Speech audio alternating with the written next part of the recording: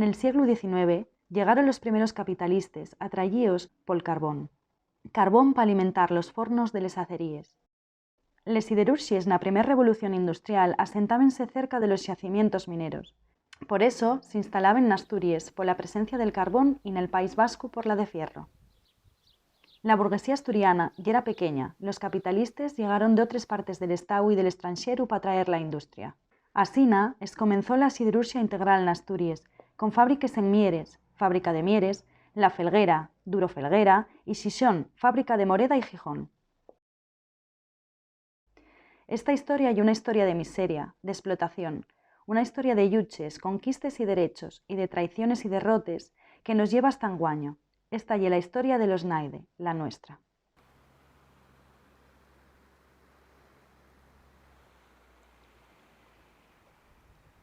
Higueras de Turón era de los Santos de Vizcaya, era de ellos. Y entonces el carbón bajaba en el Vasco hasta Figaredo, y en Figaredo iba hasta San Esteban de Pravia. En San Esteban de Pravia cargaban en barcos para Bilbao.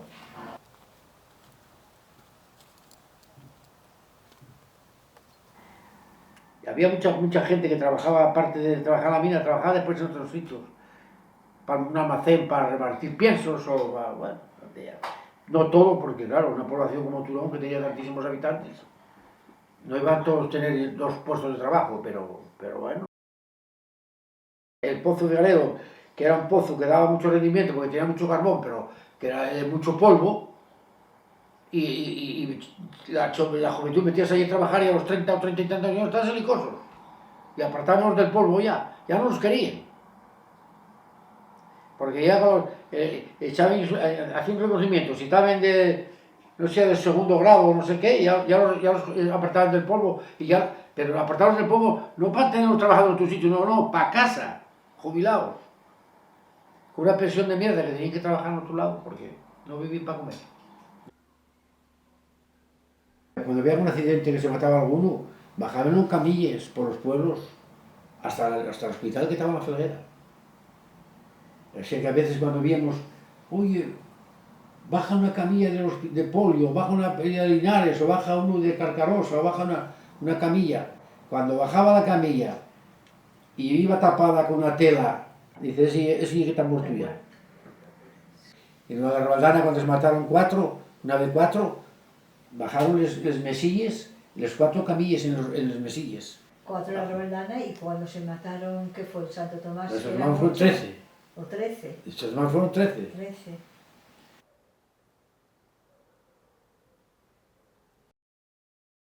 En el año 62, la minería asturiana protagonizaría una huelga que puso al régimen de Franco en serios aprietos. Una huelga entamada en la clandestinidad, una derrota para la dictadura y una victoria para la clase obrera. Precisamente si fueron a la huelga la minería era porque no ganaba nada y estaban perdiendo la vida. No, es que la huelga del 62 duró más, del 62 duró mucho. Duró 2 o 3 años, esas huelgas allí, hombre. Sí, porque por ejemplo paraban y volvían otra vez a quedarse, y la última que hubo fue de 3 meses. Y claro, la que había gente que no tenía para comer ni nada, fue horrible.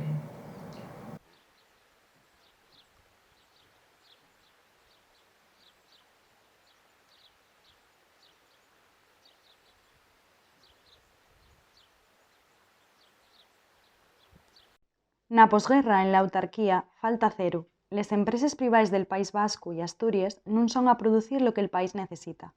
La iniciativa privada non puede facer frente a la inversión necesaria. L'Estau, después de intentar encontrar un inversor privado, desiste y asume en solitario la construcción de una gran factoría siderúrgica. Avilés será el sitio escollido. Na margen derecha de la ría de Avilés comienza la construcción de la empresa nacional siderúrgica, Ensidesa. Avilés llenaríase de compañías de montajes que traballaban en sin descanso una principal obra de ingeniería de Asturias y del Estado en aquel momento. Esa obra empieza en el 50, en el 57 producen los primeros lingotes y en el 59 está acabada la fábrica. Una gran planta siderúrgica integral, pública y moderna, y que moviliza una cantidad ingente de mano de obra. Avilés tiene 20.000 habitantes y cuando la fábrica empiece a funcionar y esté a pleno rendimiento andarán por los 15.000 trabajadores. cual quiere decir que la fábrica es más grande que la ciudad que había antes. En la fase de la construcción llega muchísima gente de fuera, dentro de la frontera española. Es decir, somos un país aislado, no somos un país de inmigración al que venga a trabajar nadie prácticamente, muy esporádicamente portugueses y para de contar, pero sí gallegos, castellanos, extremeños, andaluces, ¿no? Alojada en condiciones muy precarias, en barracones, buscándose la vida para tener donde dormir, desarraigada. Generalmente son hombres que vienen a trabajar todas las horas que puedan y a ganar dinero, que genera problemas de convivencia. Ahí se gesta una brecha que va a ser una brecha de largo plazo entre los de Avilés de toda la vida y los coreanos. Y lo que se trataba de frenar era, pues bueno, o de alguna manera contrarrestar, ¿no? la situación que había en una Asturias que, bueno, venía había mucha más conciencia social y era un momento donde empezaba el movimiento sindical otra vez con todas las dificultades, con toda la represión y con todo. Entonces, yo creo que hay algo de ese intento de frenar esa situación que había en Asturias o que se estaba empezando a generar en Asturias. Cuando la fábrica empieza a funcionar a pleno rendimiento, es decir, en el final de los 50, pues se convierte en la mayor empresa de Asturias y en un destino deseable. Es decir, ahí hay buenos sueldos y más allá de los sueldos hay un montón de prestaciones, porque es una empresa que está concebida como una especie de empresa modelo, ¿no? Tiene un propósito económico y productivo muy evidente, hay que producir acero, pero además de eso hay un propósito de propaganda, de creación de una empresa tal cual el régimen cree que tienen que ser las relaciones laborales y que tienen que ser los trabajadores.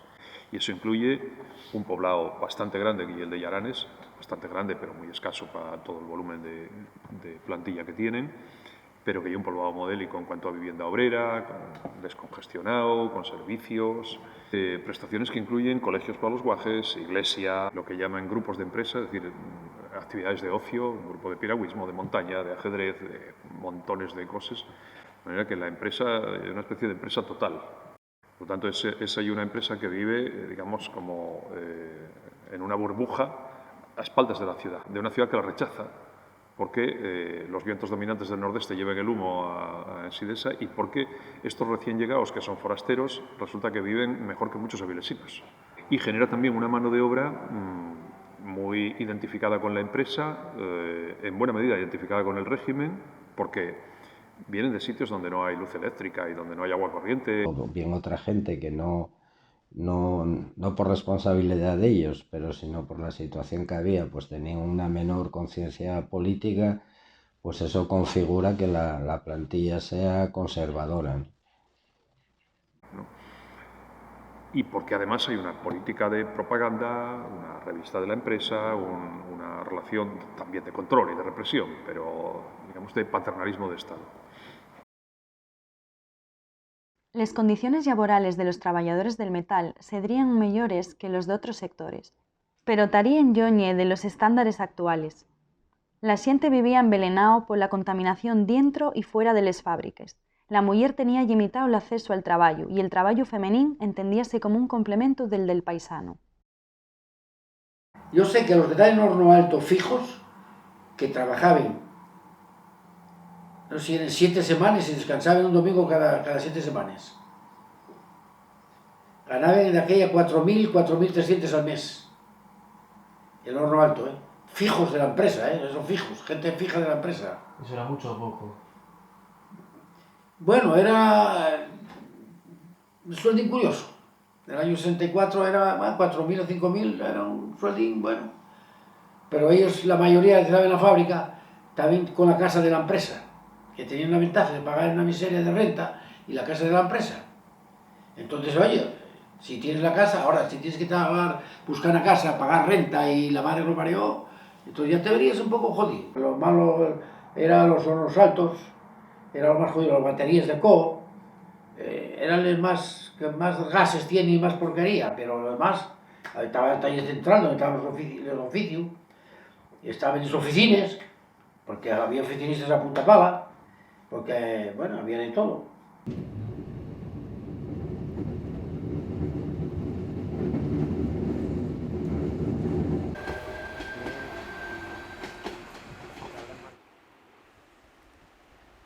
Montajes todos trabajaban en Presidesa, era cuando estaba montando todo. Montabas en los grúes del puerto, les tintes, los horno alto, les tintes transbordadores, había de todo. Estaba en expansión.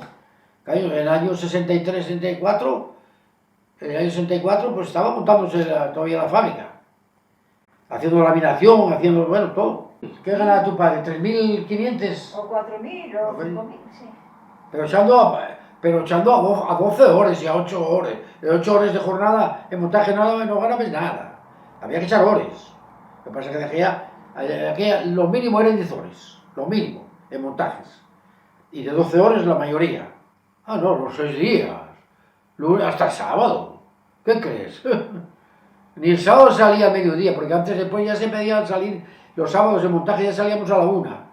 Pero después no, al principio no. A las 6 de la tarde o a las 8. De 8 a 8 trabajaba normalmente en montajes.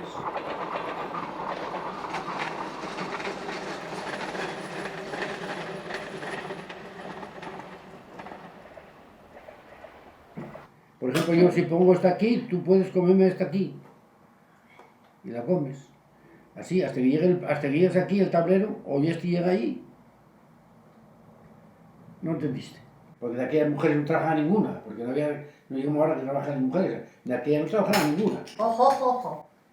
Había alguna... Esta trabajaba, ¿eh? Bueno, pero tú fuiste después, tú fuiste ya cuando tenías ya más años, hombre. Que yo en la huelga de Turón estaba trabajando en la Beguina con Cristina, en la peluquería. Ah, En el 62. sí señor. Yo casé en el 64. ¿Qué decís que sí en el 62? Bueno, pero ¿qué ganabas? Allí no ganaba nada. Empecé a ganarlo cuando me puse a Medis con mi Bueno, familia. ¿y qué ganabas trabajando en 40 horas para ganar una mierda? Bueno, claro, no ibas a ganar lo que se gana hoy en Bueno. el peluquero. Y después nada. Trabajó de soltera, pero casar un trabajo más.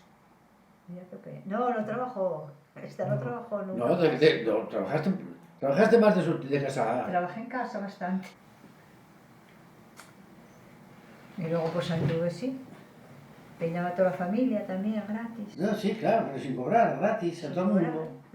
Cotizabais las mujeres. ¿Qué va a cotizar? No, la que ya. Sí, cotizaba sí que sí, Si podía. querías. Pero Yo no tenía, cotizó. Claro.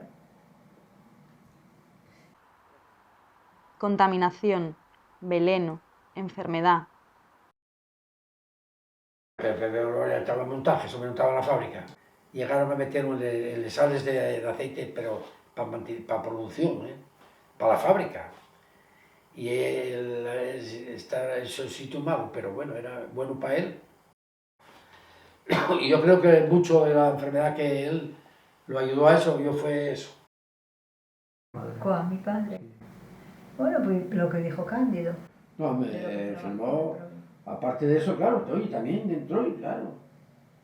Pero es que Lo lo que primero que él... dio fue un infarto, después de una trombosis y después ya murió de un infarto al Bravín.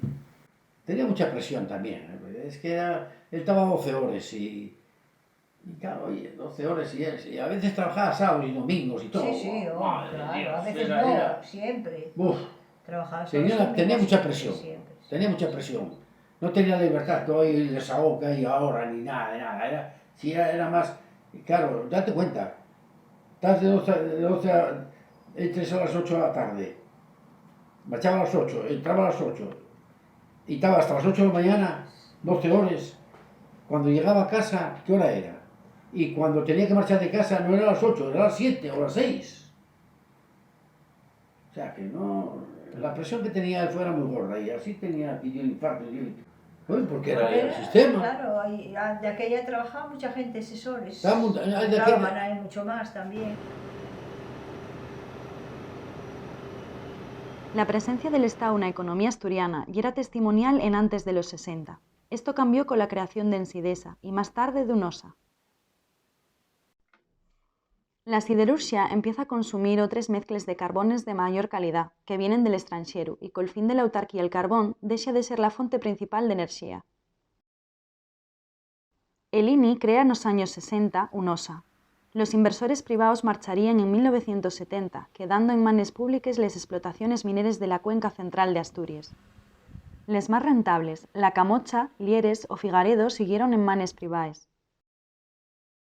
En 1971, la empresa pública industrial representa en Asturias un 30,8% del empleo industrial, con 51.600 empleos, y el Estado, con el INI, pasa a ser el mayor empresario de Asturias.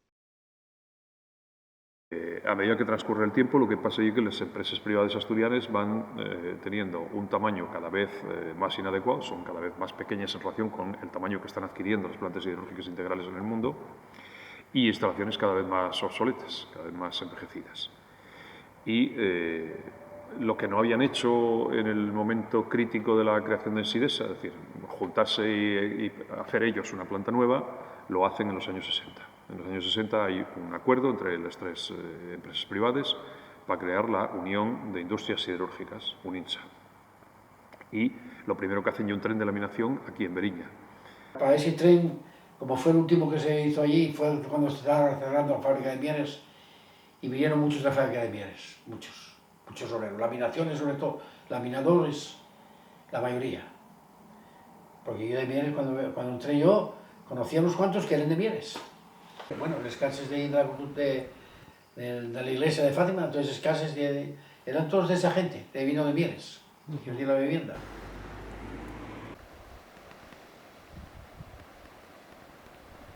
En el origen de la siderurgia, los emplazamientos están al lado de los yacimientos de carbón o de hierro, por eso están o en Bilbao o en Asturias. En los años 60, cualquier planta siderúrgica, por las dimensiones que tienen, necesita ya ser abastecida de hierro y de carbón, generalmente por mar y por ferrocarril, y por lo tanto tienden a estar cerca de los puertos. Y por lo tanto la factoría de Veriña está en un emplazamiento mejor que el de Avilés, porque Avilés está al lado de un puerto, pero un puerto de bajo calado, está en una ría. En cambio la otra está al lado del museo. Las instalaciones iniciales son un tren de laminación, pero a partir de ahí se da el salto a construir una planta siderúrgica integral nueva. Y con participación del estrés, en esa sociedad nueva que es UNINSA, se crea una fábrica nueva que en ese momento resulta ser ya más moderna que la de Avilés, porque hay 10 años de diferencia, más de 10 años de diferencia entre una y otra. La inversión resulta ser demasiado grande para las empresas promotores. A la altura del año 70 recurren al Estado para intentar avanzar en la construcción de una fábrica que está sin acabar, y finalmente en el 73, asfixiados por la propia construcción, justo cuando la fábrica se acaba, pasa a ser pública. El Estado asume el 100% y UNINSA pasa a ser Ensidesa Este, es decir, Ensidesa Veriña, y empieza a producir como pública. Eso crea una empresa enorme que absorbe también los activos siderúrgicos de las viejas fábricas, de fábrica de Moreda, de Duro Felguera y de fábrica de Mieres, y por lo tanto tiene 5 plantas funcionando. Con la nacionalización de UNINSA, Talleres Moreda pasó a formar parte de Ensidesa, pero la parte rentable de las instalaciones quedó dentro de la sociedad privada. Esta estafa al INI fízose con la complicidad del ministro franquista, que tenía intereses en Talleres Moreda, de manera que Ensidesa se quedó con los talleres obsoletos del Natahoyo y con la deuda de la empresa privada. Cuando entré en la fábrica, no se habrá nada. Tuvimos nada más que un par de meses o 3 en prueba. Después ya cuando ya se empezó a funcionar, entonces ya se empezó a trabajar y después ya a turnos. Y trabajando los sábados y domingos, porque claro, antes trabajaba 7 días seguidos. 7 días seguidos en la jornada. Y descansabas 2 o 3 días. Eran 7 días. Hostia, fue un convenio, no sé en qué año fue. Era un convenio que no sé, el 25 o el 26%. Fue cuando empezó a decirse, joder, si esa gana es la de Dios. Y fue por ese convenio.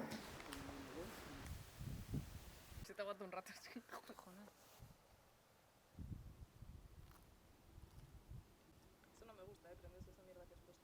nosotros cuando empezó Sitren, más bien fue todo por recomendación, la mayoría. Y claro, había gente de Salamanca que nunca habían visto en su vida una fábrica. Eran del campo y mayores, porque yo entré con 34 años, Entré a fábrica con 34, pero había los que había señores hasta de 40 y 40 y tantos años. Eran todos por enchufe, claro. Porque había, no sé si había un ingeniero que era de Salamanca o... Vino uno que estaba trabajando en el extranjero y tenía una mueblería. Y decía yo, oye, pero tú una mueblería estaba fuera. Dice, ¿cómo lo dejaste? Y dice, bueno, tuve que pagar una cantidad de dinero. Pero dice, pero vengo para España. El régimen vivía de favores a grandes familias y capitalistas. Asina desarrolló una estructura y una cultura mafioso-clientelar. Esta cultura diose en forma en la empresa privada, pero también en la empresa pública y en Sidesa. No, la cultura de lo público, aquí nunca hubo ninguna cultura de lo público. Es más, se considera que como es público, pues vale todo, ¿no? Y ahí hay, digamos, una cultura de la empresa pública como algo que no hay que cuidar y de los bienes públicos en general, ¿no? Es decir, y una casta privilegiada de mandos, de ingenieros, de gente que trabajaba en Sidesa, pero a su vez tenía su empresa fuera, que a su vez podía ser una empresa proveedora de Sidesa, con lo cual contrataban con su propia empresa, ¿no? Y digamos que una cultura de vista gorda. Entonces, esa tradición existió durante mucho tiempo y yo creo que eso se redujo en democracia. La propia reestructuración, la reconversión generó menos recursos. Y allí sí sabíamos de sobra, y ahí además sabía todo el mundo, porque salían los camiones con chatarra por las porterías y las porterías había guardia. Eso está clarísimo. Pero bueno, esos chanchullos siempre los hubo, siempre hubo. Y en montajes lo mismo, en montajes veíamos a veces que traía material que la misma lo producía la fábrica. Pero claro, ¿tú qué sabes tú si lo paga o no lo paga, o lo cobra o no lo cobra? Yo estuve haciendo una nave en Avilés, al lado de la central térmica, unos depósitos que hice una nave que íbamos a buscar angular y doble T a la fábrica, a los almacenes de la fábrica, hacías un vale, y hacías un vale, y a lo mejor ibas a un vale que ponía 20 metros o 200 metros y sacabas 2000. O sea, el número primero sí, 2, pero a lo mejor en vez de 200 metros era 2000 metros. Eso es muy difícil comprobarlo, muy difícil. Porque el que haga eso tiene que ser gente de ingenieros y de gente de arriba, o jefe de almacén, o algo, porque si no, ¿cómo lo sabes? Privatizo o externalizo una parte de la empresa, te la doy a ti y tal, y tú me das la mordida de forma generosa por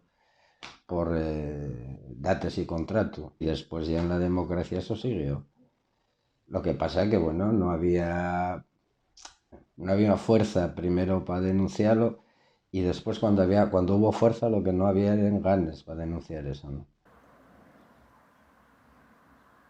La minería ayugábase nunos territorios, les cuenques, onde yera el sector principal de la economía y la vida xira alrededor de la mina. La identidad de la cuenca estaba llegada a la minería. Esto facía que toda la cuenca respondiera cuando se producía una huelga o un conflicto. Además, los mineros tenían una historia de lucha sindical y política de la que bebían. Los astilleros tenían un tamaño mediano, la xente conocíase en el taller y estaban situados en barrios obreros, con los que tenían relación y a los que daban identidad, y también vivían de una memoria de lucha. A esto súmase la crisis que carecía el sector. Y estamos ante una empresa que tiene por lo menos dos culturas sindicales y dos culturas laborales que no tienen nada que ver. La fábrica de Avilés es una fábrica sin tradición de lucha, hegemonizada por un componente de mano de obra que mayoritariamente lleve de origen no asturiano, más allá de que acaben siendo asturianos a medida que llevan tiempo aquí y que van teniendo hijos aquí, digamos, poco conflictiva. Las fábricas privadas no, es decir, Duro Felguera o Fábrica de Mieres o Fábrica de Moreda tienen una larguísima tradición de lucha que se remonta a todo el siglo XX, con huelgas espectaculares en los años 30, tanto en Moreda como en Duro Felguera, y con participación en la lucha antifranquista también en los grandes conflictos laborales. En la antigua UNINSA, luego en Sidesa Gijón, hay años de mucha conflictividad, es decir, en el final del franquismo sostienen una serie de huelgas y en la transición son bastante combativos. Llegada la democracia, hay una situación que aparentemente uniformiza todo. En Avilés hay una huelga, la primera huelga que se generaliza en la fábrica, y es del año 76, en enero del 76, para la fabricona entera. Eso en Avilés es una conmoción enorme. Los trabajadores se manifiestan en pleno casco urbano, la policía carga contra ellos y se producen disturbios que en Avilés eran algo completamente insólito, y la propia conmoción de la fábrica parada durante más de una semana, portada de los periódicos no para lo que solía ser portada, como empresa ejemplar, que había batido un récord de producción o que había sido visitada por Franco, sino como una empresa que irrumpe en el escenario de la conflictividad obrera.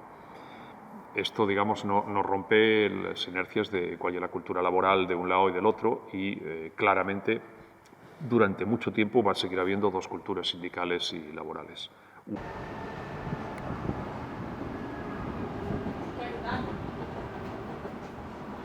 La manera de ascender antes era a base de enchufe. Hicimos una reclamación, pero antes los maestros poníamos la jefatura, a Deu, el que diera la gana, o sea, enchufado. Tuvimos una charla allí y escribimos se mandó una carta al ministro de Industria, entonces, que si las empresas del Estado, cuando hay pases de maestro, meten enchufados, entonces para los que hacemos una maestría, ¿para qué la hicimos? Y bueno, de aquella empezaron a hacer exámenes. ¿De qué? Hacían exámenes. Lo que pasa es que los exámenes había también un poco chanchullo, porque el psicólogo era el que daba la última nota, y si mandaban a hacer, pues daría más puntuación o no. Pero bueno, por lo menos ya había una puntuación y ponían la puntuación de cada sindicado. Se entró los sindicatos entramos a controlar, se entró a controlar, y entonces ya, si había alguno que se pasaba, que este no, había reclamación y no, había para atrás. Pero era cuando los sindicatos ya hicieron un poco de fuerza allí en la empresa. Sí, los sindicatos valió mucho. Valió mucho porque estaba Comisiones Obreras, estaba la UGT, era lo más, porque la USO tenía muy pocos afiliados aquí, era la UGT y la USO. Cuando entró la corriente de izquierda fue cuando ya empezaron a venir los de Naval, porque fue cuando estaban cerrando los astilleros y metiéndonos en el Sidesa. Cogieron la empresa, porque como era del Estado la empresa, de aquella la empresa del Estado, y entonces cogía los de aquí excedentes y los excedentes de fábrica de Trulla. En Naval entraron muchísimos.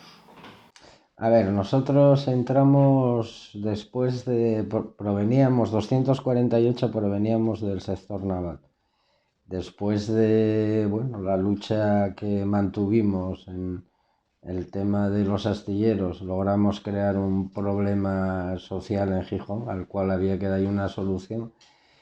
Y la solución que tomó en este caso el gobierno era, pues, meternos en empresas medianas y grandes, y por ejemplo el caso era en Sidesa, donde 248 personas más pues no significaban nada para una empresa de ese volumen, y de paso contribuían a acabar con ese problema social, y una de las reivindicaciones que teníamos eran empleos en empresas de cierta estabilidad y cierta plantilla, ¿no?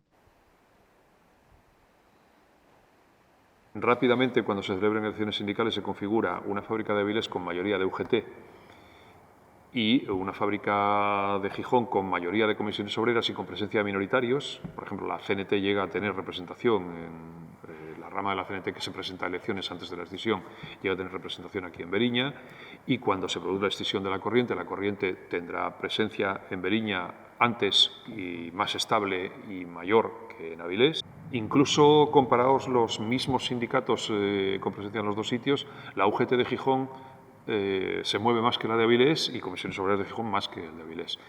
Ahí hay unos años en los que las asambleas son asambleas absolutamente multitudinarias, en un espacio además económicas y que no son solo laborales y que no son solo de la empresa, incluyen, incluso contemplen una serie de reivindicaciones para las mujeres, que es una cosa bastante insólita en la época, y otras que tienen que ver con los barrios y con la dotación de equipamiento escolar, hospitalario, y eso se hace sobre la base de asambleas muy grandes y de una estructura representativa por talleres y de una estructura bastante amplia que está basada en la asamblea, en la participación y en la movilización.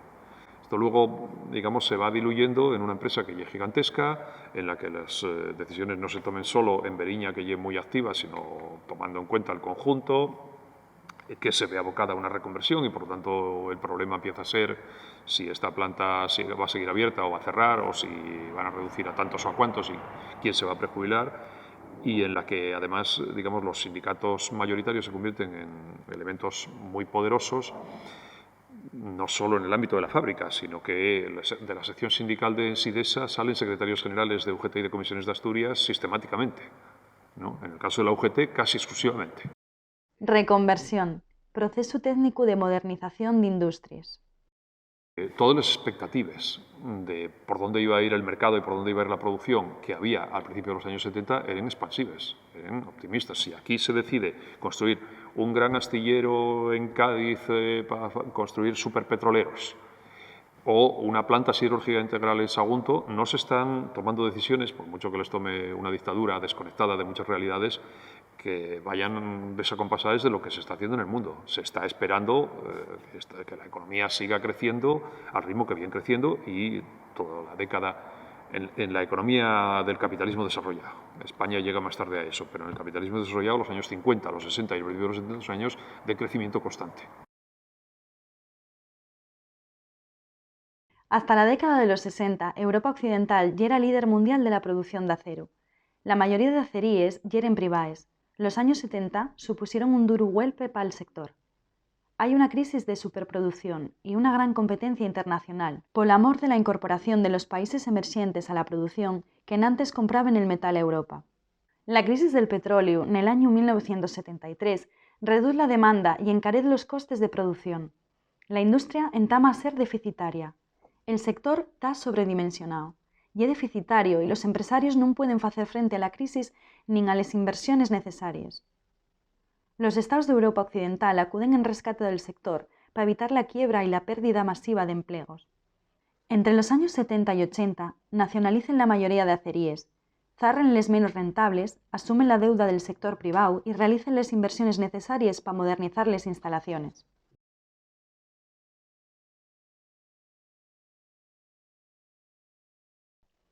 Antes de los 80 en Asturias non faltaba traballo.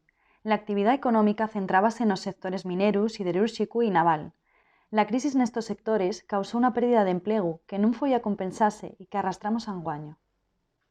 La crisis afectaría principalmente a las empresas privadas como astilleros y el textil. La siderurgia española, además, había estado en un mercado que era un mercado nacional protegido de la competencia exterior. Cuando te abres a entrar en el mercado común y cuando además el propio mercado nacional no absorbe la producción y tienes que intentar vender fuera, es un mundo nuevo y es un mundo muy difícil.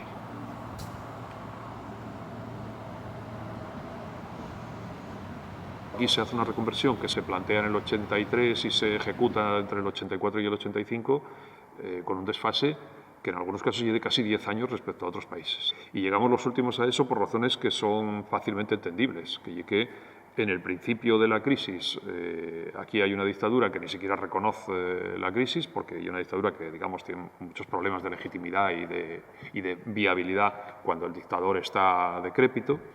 Y después hay una transición política que genera otras prioridades.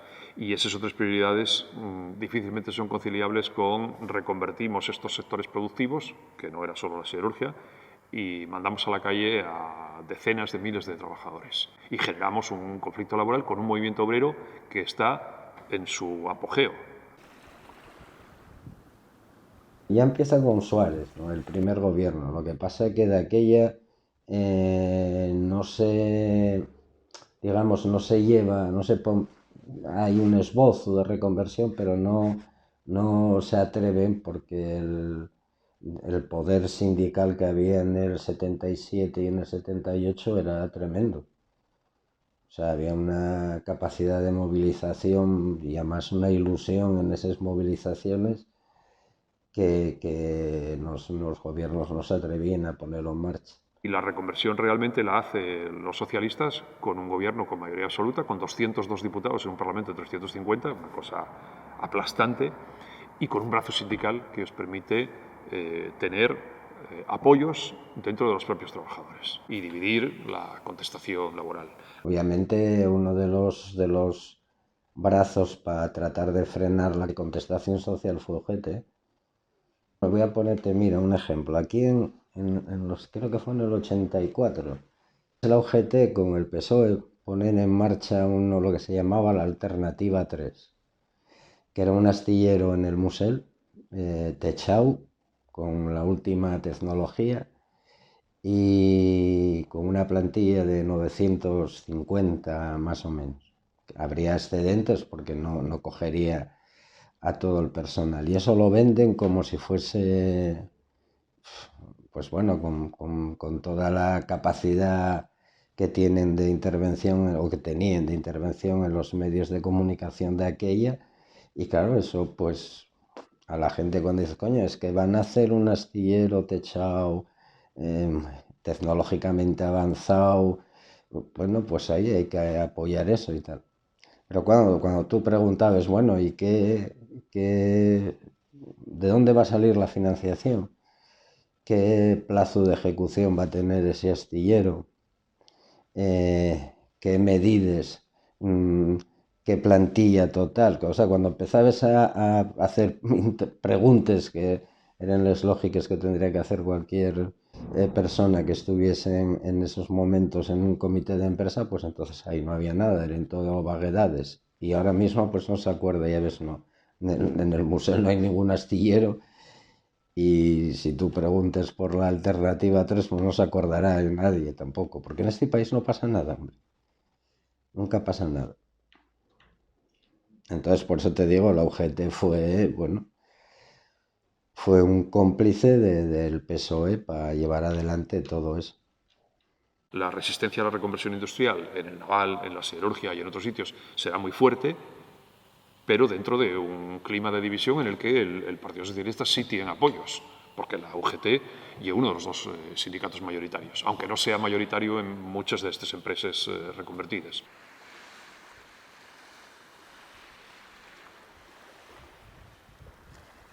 Y así entré yo en SIDES.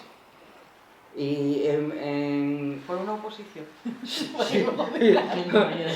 por un examen que me llamaron del paro, que tampoco, porque claro, yo pertenecía al metal. Tuve mala suerte porque al mes de entrar tuve una fisura en el metatarsiano. ¿En SIDES? Sí, era dolor, ya me eché para casa. Yo, al mes de entrar, bajaba por las escaleras aquí, torcía el pie, cuando llegué a la empresa no era capaz de salir del coche. Que va, no.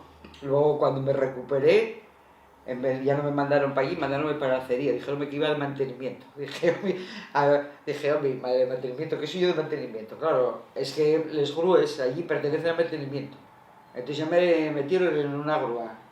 Como yo no había hecho el curso porque me había pasado lo que me había pasado, yo creo que estuve más de 6 meses mirando, de Miranda. Yo veía esto, de grúes, sí, sabía. No subía porque me daba un poco de repelús, pero por abajo yo sabía el funcionamiento de todo, y así estuve. Hasta que, bueno, a los 6 meses o así, 6 meses, ¿eh? Tú fíjate, para qué empresa hoy en día te puede tener 6 meses mirando. No, hoy en día olvídate ninguna. No, ni 6 días. Ni 6 horas estás mirando. Y yo, bueno, luego ya cogí puesto y luego a subir para el escalafón, pero ya me metieron en el curso y no me sacaron de allí para nada. Para nada. No me dieron una opción a más nada. Porque luego entró gente y, oye, podían tener la deferencia de decir, oye, esta gente que está aquí ya, que lleva años, que pueda escoger un puesto curiosín o algo. Pues nada. Para grúes hicieron la cruz y allí me quedé.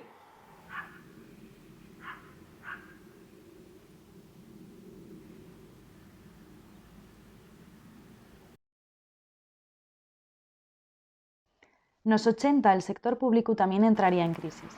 La Asturias de los 80 estaría marcada por la conflictividad, que ya era provocada por la continua destrucción de empresas y empleos. Nos 80 están en reestructuración los principales sectores industriales, minería, siderurgia, naval y textil. La economía asturiana estaba en manos del INI. Las empresas públicas industriales en 1980 daban empleo directo a 55.000 personas. El INI condicionaba el 25% de los empleos, entre directos y indirectos. La primera reconversión destruye un tercio del empleo industrial. En Sidesa, la plantilla mengua un 45%, pierde 10.700 puestos de trabajo. No había solo una siderurgia pública, había una siderurgia pública y muchas otras empresas industriales públicas que entran en pérdidas a la vez, creando un agujero en un estado no muy boyante y que además van acumulando pérdidas mayores cada año, de manera que alguna reestructuración había que hacer. Que haya sido mejor o peor hecha y otra cuestión, y el coste social que haya podido tener o no. El PSOE y Felipe González ponen en marcha las famosas reconversiones, que reconvertir y, pues bueno, si estás en A y pasar a B y reconvertir, ¿no? Entonces básicamente no era eso, sino básicamente era cerrar porque había una imposición de la Unión Europea para acceder a que entrases y estos llévenlo a rajatabla y se pulen básicamente casi el sector naval, ¿no? Después también había muchos astilleros privados, como era el caso de donde trabajaba yo, de Astilleros del Cantábrico, que bueno, a ver, esta gente vivía de las subvenciones que había en la construcción naval. El sector privado no arriesga un duro. El sector privado vive, en una economía de mercado como esta, vive de la teta pública. Y eso, unido a la falta de inversiones que tienen estos astilleros privados en general, pues contribuía a hacer la situación bastante complicada, ¿no? Y de eso se sirvió el PSOE para dejar el sector naval reducido a la mínima expresión. La reconversión del naval centróse en reducir plantilla. Apenas se dedicó dinero a modernizar instalaciones. La lucha sindical lograría alargar la vida de un sector que prácticamente desaparecería a comienzos del siglo XXI.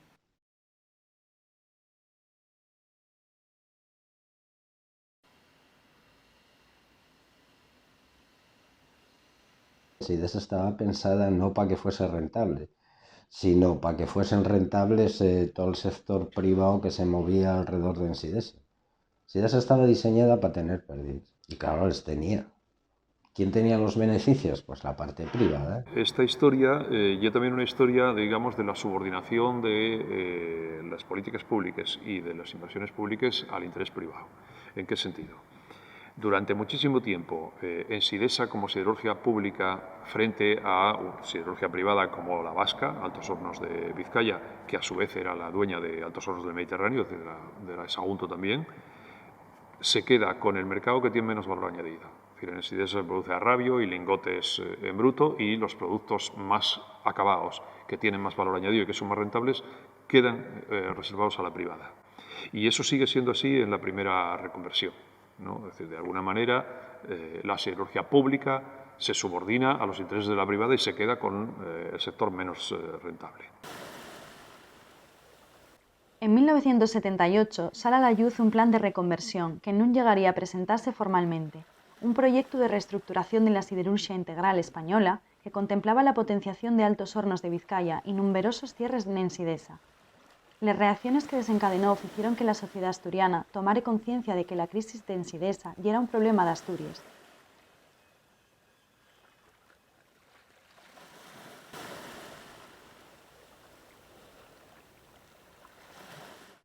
En el reparto de mercados de 1981, a Altos Hornos de Vizcaya dieron el mercado nacional, mientras que en Sidesa se queda con el mercado internacional, con mucha competencia.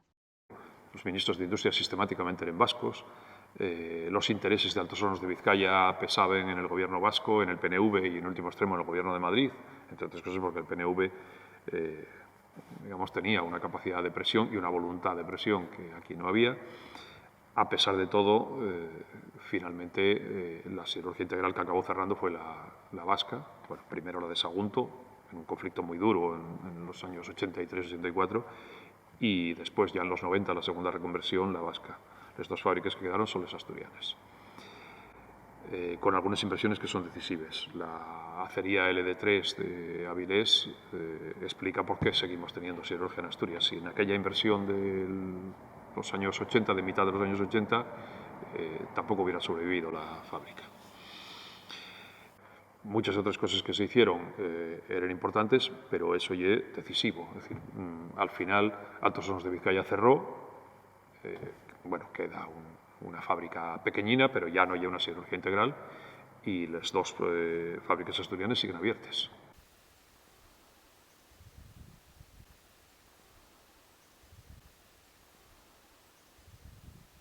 Entramos Marga y yo, caímos bien. Caeríamos bien. Ya te digo, más que una diferencia de tal o que te manden a fregar platos, que como mandaban a mi madre dijeron, que hacía la FIA de allí, que estaba mejor fregando los platos. Hombre, Pero en el Tajo no. Más que eso, un poco de arropamiento, pero nada más. No, ni quítate, porque luego también hubo que demostrar. Demostramos que éramos mejor que muchos, ¿eh? Sobre todo Marga. Bueno, y yo Murgues también, ¿eh? pero sobre todo Marga.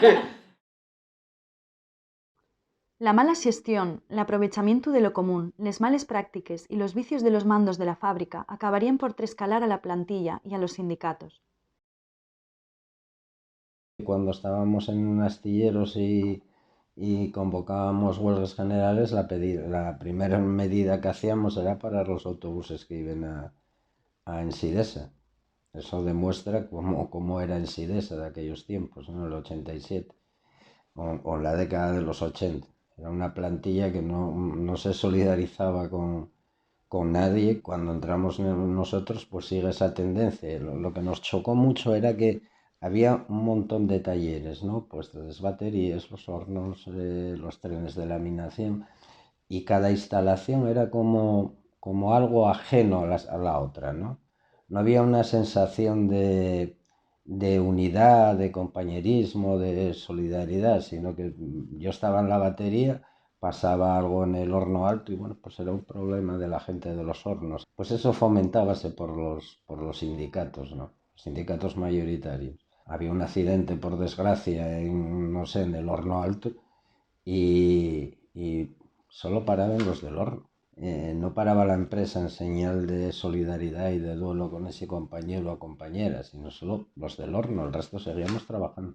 Nos veían como un colectivo bien remunerado, como un colectivo insolidario, como gente que aparentaba vivir por encima de sus posibilidades, y ahí tenían razón, éramos así, general. Los trabajadores son menos solidarios hacia afuera porque en realidad ellos necesiten poco de esa cohesión, son autónomos a ese respecto, mientras que otras empresas, los astilleros muy claramente, dan y reciben mucha más solidaridad. La necesitan también, es decir, porque no es lo mismo que se ponga en huelga un astillero de 500 o de 800 trabajadores que una fábrica de 5.000 o de 10.000. ¿Ves los molinos de viento? Hay veces que se ven perfectamente, otras veces no, pero mira, ahora ves. Yo cuando entré estaba en la CNT, pero duraba 4 días. Ya fue cuando murió y yo pasé a comisiones. Yo conocí buena gente en comisiones, muy buenos. Y otros, claro, otros que querían aprovecharse los que creíamos que éramos tontos, claro. Ahí era UGT y comisiones. Ahí el poder tenía esos dos.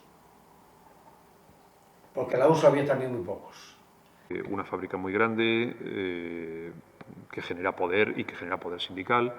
Estamos hablando también de una fábrica que genera muchísimas horas de permisos sindicales, es decir, genera muchas liberaciones, ¿no? Mucha gente que deja de trabajar porque se convierte en representante sindical dentro de la fábrica o fuera. que se profesionaliza en el sindicato y que deja de pisar la fábrica, y eso genera un tipo de sindicalismo. Es decir, no oye lo mismo el que está trabajando con sus compañeros y participando en las asambleas y viviendo el día a día y recibiendo, por otra parte, la presión de sus compañeros, pero al mismo tiempo entendiendo, viendo y viviendo en su propia carne lo que allí está pasando, que el que está en un despacho y de vez en cuando vienen a verlo para hablar con él. Y mientras tanto su día a día tiene que ver con los ámbitos de negociación y de poder en los que se mueve. Los sindicatos tenían mucho poder, pero para cuando nos daba la gana también, ¿eh? Oh. Sindicatos, había los honrados, pero había otros que... Uf. Pasa que no se puede hablar de eso porque no puedes hablar, porque no, ¿cómo lo demuestras? ¿Cómo lo demuestras? Había mucho enchufado. No era la base de los de abajo del sindicato, era lo de arriba, los sindicatos. Los jefes del sindicato, los que tenían el poder del sindicato, los liberados, eran los liberados los que lo manejaban. Después también ya es cierto que había mucho balneario, ¿no? Donde los sindicatos colocaban, a ver, y en míticos también, ¿no? Tú te enrollas con el sindicato y el sindicato te busca un balneario, un puesto cómodo y tal, donde, bueno... Su propio poder se basa a veces en que tienen línea directa, que ellos cogen el teléfono al consejero de Industria o incluso el ministro, y no en que son capaces de movilizar y llevar a la huelga a miles de trabajadores, que es, digamos, el arranque de todo. Sin eso nunca habrían llegado a tener otro poder. Como en su día fuimos lo bastante combativos y nos movilizamos mucho, ahora nos cogen el teléfono sin necesidad de movilizar. Las asambleas se vuelven incómodas, las decisiones se toman por arriba y llevarlo a una asamblea significa riesgo de perder o riesgo de que vengan a por ti, ¿no? De tener que pelearlo en una asamblea. Bueno, pues es más cómodo decidirlo en un despacho, ¿no? Y eso son dinámicas de acción sindical y de relación entre dirigentes y bases que tienen consecuencias respecto al potencial movilizador de esas plantillas. Más allá de que, digamos, en el caso de Áviles no vinieran de una tradición predispuesta a la movilización, en el caso de Gijón eso se haya ido diluyendo con el tiempo. Cuando luego llega la empresa privada tiene a su vez sus propios mecanismos de contención de los conflictos.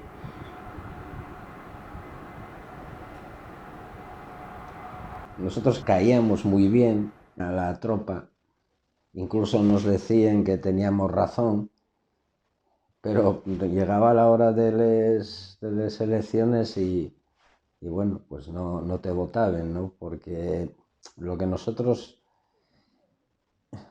el sindicalismo que pretendíamos hacer, pues necesitas generosidad, necesitas implicación, necesitas en determinado momento pues asumir el conflicto. Y esto pues en una empresa como esa pues no se lleva muy mal, ¿no? Porque además lo que impera es tú me votes y yo decido. Si yo tengo un problema o quiero que el sindicato me enchufe y tal, entonces sí. Pero si lo que está en el candelabro, como diría aquella, y pues bueno, defender los derechos de todos y todes y avanzar en esos derechos y consolidar esos derechos, y eso a veces significa conflicto, pues no, ahí la gente no...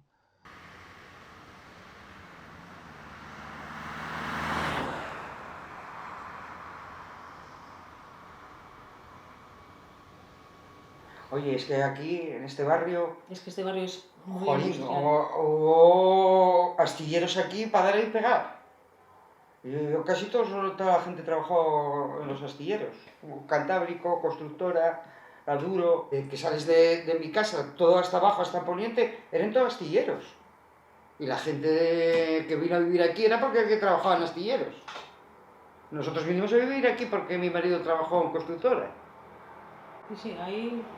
Y luego... Sí, pero bueno, yo casi toda la gente que conozco también de mi generación, es mucha gente. ¿De servicios? No, servicios poco. De industria. Sí, pero no sé tampoco por qué... Es que aquí hubo mucho, por eso te digo yo de mi generación, casi todos de astilleros.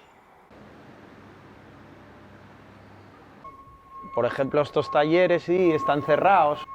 Hay aquí más a la derecha, más naves que fueron también de soldadura y calderería, pues están cerrando. Por ejemplo, aquí mismamente también en Atahoyo llegó a haber 4 astilleros, ahora solo queda uno. Y daban trabajo a gente que salía de la FP, como por ejemplo de aquí en el mismo Atahoyo, el Riviagigedo. Ya sabemos cómo está la industria y lo que está triunfando es más ahora el turismo en Asturias, que no es que estemos en contra o digas estoy en contra del turismo, pero todos sabemos que son trabajos más precarios.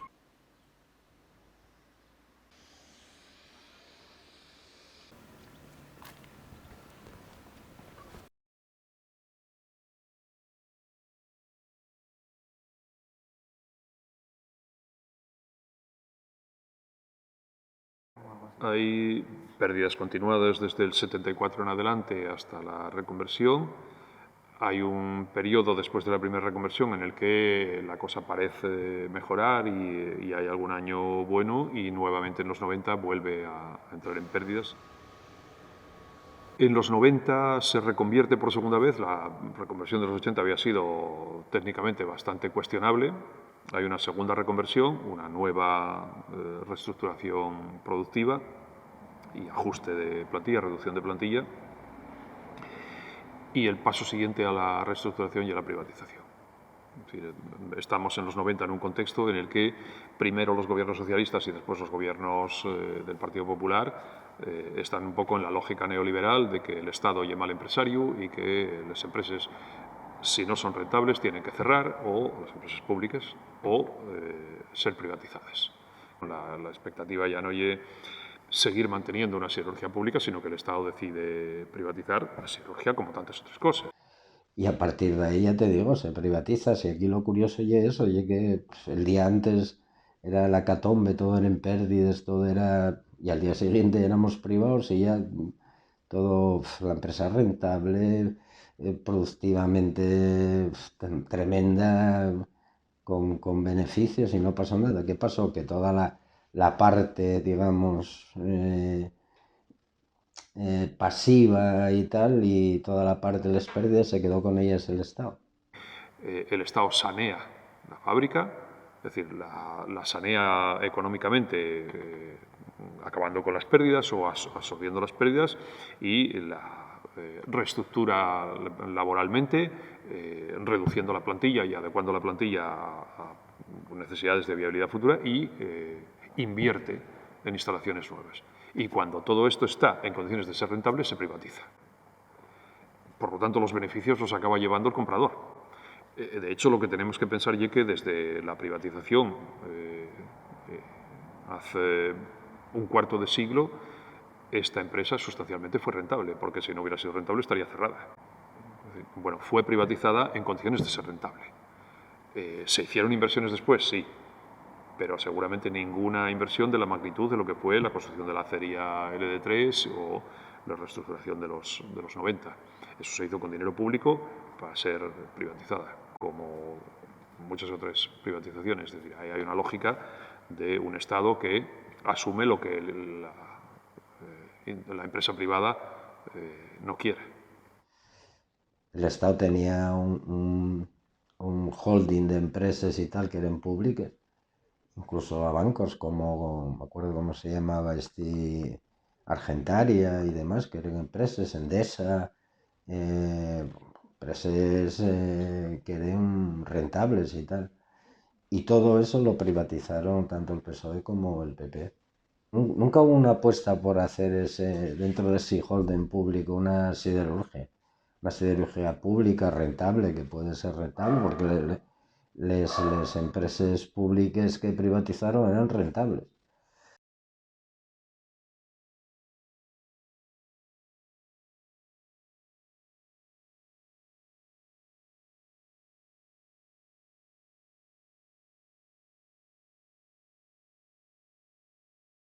Oye, Felipe González lo pactó eso, fue Felipe González. Y fue cuando se aprobó, no fuimos a Madrid. y fueron, yo no fui andando, pero fueron los que fueron caminando de aquí a Madrid. Pero de aquí, y los vascos también, cuando la siderurgia, cuando eso fue, no sé qué año fue, ya no me acuerdo. Eso fue por la restauración, que no queríamos que se privatizara, y privatizaron. Queríamos porque iba a ser perjuicio de una empresa pública pasar a una empresa privada. Y no sabías quién iba a entrar o quién no iba a entrar por aquí. ¿Qué sabía esto de aquella? ¿Quién lo sabía? No sabía nadie. La marcha de hierro, probablemente ahí hay, por parte de alguno de los sindicatos convocantes, estoy pensando fundamentalmente en la UGT, una voluntad de hacer la marcha como una movilización espectacular que de alguna manera justifica el haber hecho lo posible para a continuación entrar en una vía de negociación y de pacto, que es lo que acaba pasando, es decir, que prácticamente acaba la marcha y se firma la reconversión. Un poco la marcha puede funcionar incluso como coartada. Hicimos lo posible, no se pudo más, ¿no? Más allá de que eso siempre es muy difícil de valorar si se podía o no se podía y cuánto se podía, porque esto nadie lo puede saber, ¿no? Se inventaron lo de las prejubilaciones y claro, eso individualmente es un chollo. Tú imagínate que hubo gente, por ejemplo, en el Sidesa que a los 52 años se marchó para casa con unas condiciones económicas muy buenas. Entonces, ¿quién frena eso? Porque eso socialmente es trágico, pero individualmente es un chollo. Yo marché en el 94. Yo en el 94 tenía 54 años. Yo marché con 54, porque fue cuando la restauración se firmó el convenio de la restauración y todos los que nacimos en el 40 podíamos marchar. Y yo nací en el 40 y cogió con 54 años yo marché para casa prejubilado. Y como yo, todos los que pilló, claro. Y entonces, ya al año siguiente ya era el proceso.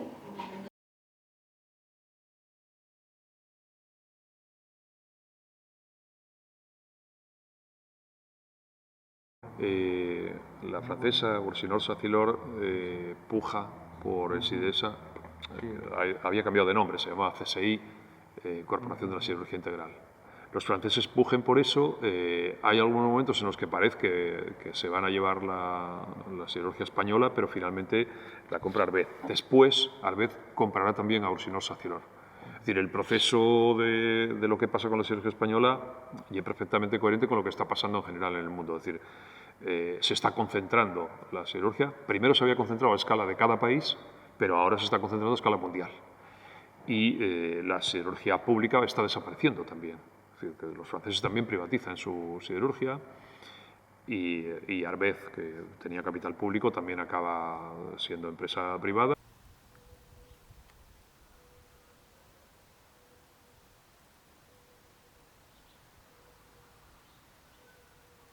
Es más, nosotros, los de la corriente, Nieto y yo, que eran los que estábamos en el comité de aquella, fuimos a una reunión en Madrid con Joseph Kings, que era el pope de Arbez. Las intervenciones que escuchamos allí de los grandes sindicatos serían para sonrojar al más pintado, ¿no? O sea, era de una obediencia, muy mal. O sea, se te revolvían las tripas. Después ya creo que vino Mittal, ya no estoy seguro, pero creo que fue Mittal, que lanzó una OPA hostil.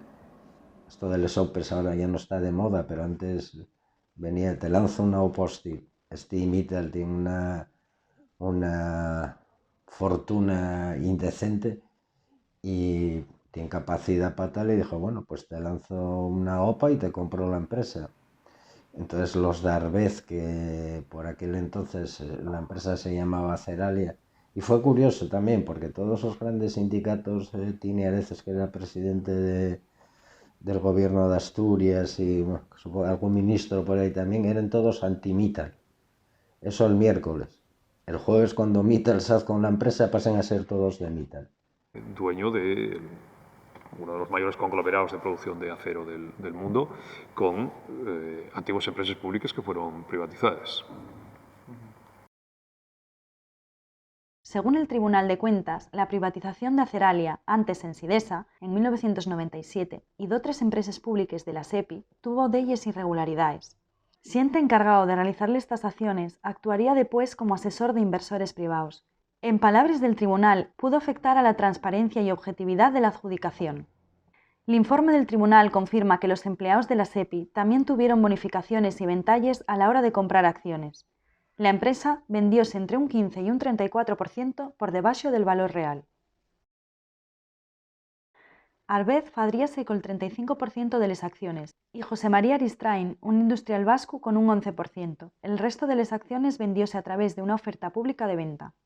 El padre de José María Aristrain llegó a ser la segunda fortuna de España.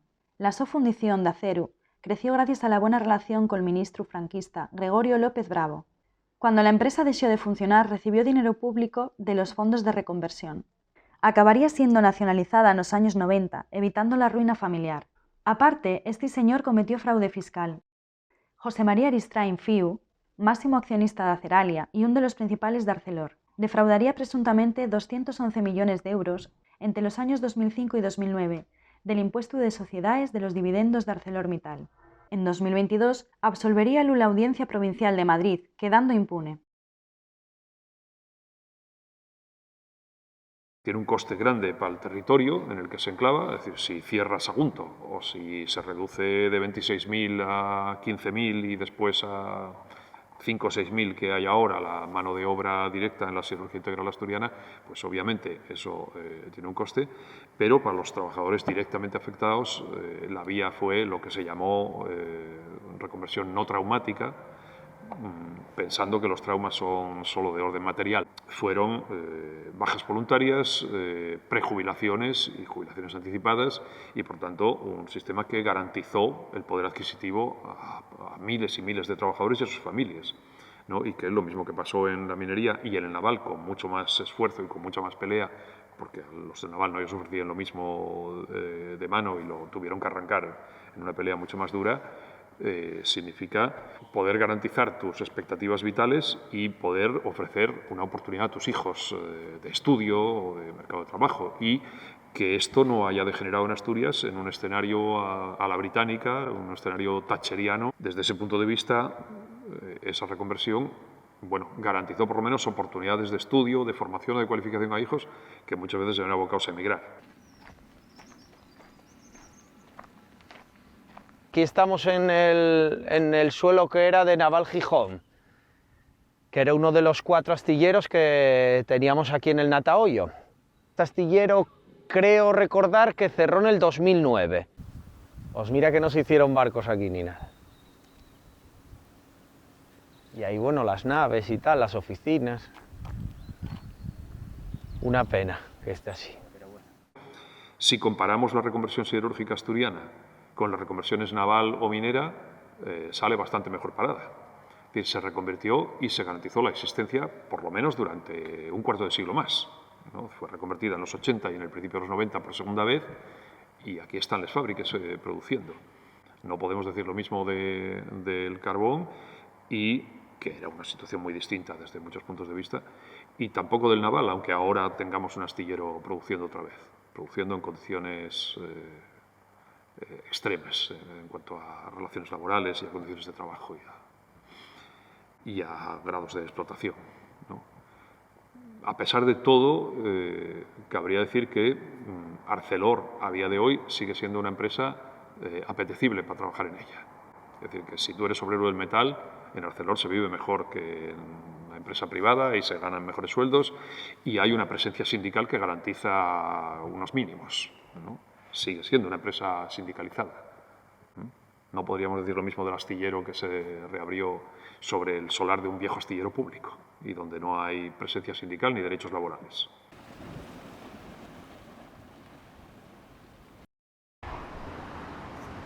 Bueno, pues estas son las casas de la constructora. ¿Qué pasa? La constructora era un astillero público que no sé si se vendió, pero yo creo que se llegó hasta regalar. Y ahora, por ejemplo, está otro astillero y claro, las condiciones no son las mismas que como los que tenían los trabajadores en aquella época, por desgracia, donde además hubo hasta varios muertos en los últimos años. Aquí queda lo que era la antigua constructora gijonesa, Juliana, que esto también, si algún día alguien escribiese sobre el asunto, sería tremendo, ¿no? Porque era un astillero, era de los pocos astilleros medianos tecnológicamente estable, con unas instalaciones modernas y demás, y bueno, pues en la época de... Aquí fue Zapatero. En la época de Zapatero, pues fueron a la privatización del primero, lo vendieron por casi gratis a un empresario, tenía unos astilleros, no sé si eran Vigo, Santo Domingo, pero este lo coge porque detrás de ello pues estaba la especulación urbanística. Esos terrenos donde está el astillero son de lo más apetecibles. Tuvo mala suerte porque fue cuando vino el boom de la burbuja y la operación se fue a freír espárragos. Lo llevó a la quiebra prácticamente y estuvo una temporada parado, y después estos inventos que hacen los gobiernos, en este caso el autonómico, pues sí lo regalaron a Armón, ¿no? Este astillero que está en Navia, creo. Prácticamente fue un regalo, y entonces, bueno, está ahí, haz barcos, pero las condiciones laborales en que contrata al personal son terribles. O sea, es un golfo, ni más ni menos. De hecho, ya hubo, creo que fueron 5 accidentes mortales, y eso da una idea de cómo trabaja esta gente, ¿no?